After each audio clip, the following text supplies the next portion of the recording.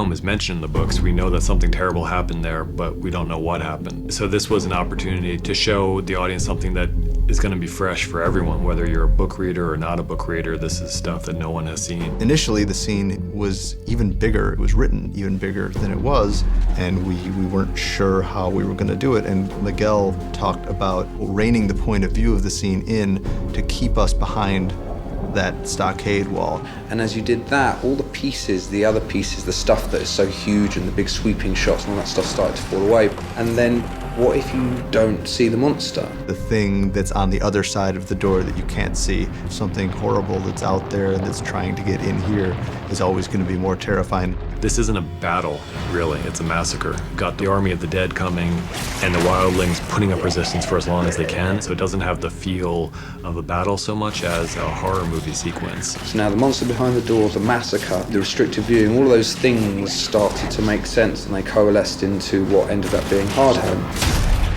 Logs came in to build this enormous palisade, about 300 foot in length, about 18 feet high. We build it for real because the action is almost for real. It takes a lot of pounding.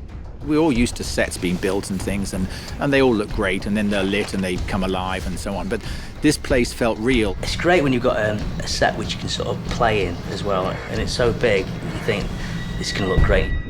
So the whites, we've got various stages, starting from what we call like super fresh, which are our guys who'd only been dead for a week or 2 weeks or so. And then we've got what we call mid-decomps. They've been dead supposedly for about 6 months to 2 years. And then we have green screen whites, and all the green screen is basically removed by visual effects to create a kind of a negative space so you can actually see through all the holes and all the ribs and what have you. We brought in 220 extras, and then we taught them how to do a sword fight and cherry-picked our favourites. We did a game which was quite fun where we put them against opposite each other, and I said to them, when I yell action, I want you to take them down.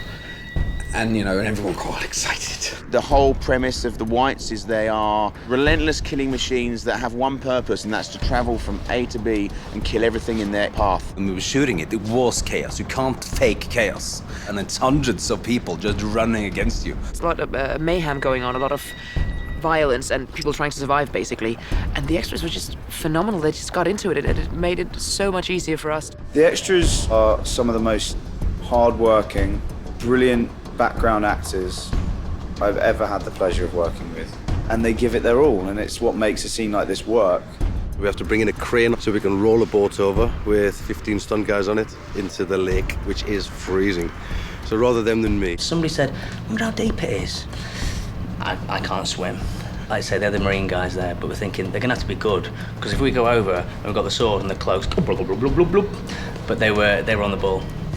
Everybody really had to step up and give everything they had to the sequence, because otherwise the sequence wasn't going to work. It's a great thing to be able to see, you know, all these artisans creating such great work and then destroy it. It's fun because it's that little kid thing of building your little wooden block play city and then being the monster and toppling it over, and we get to do both on the show.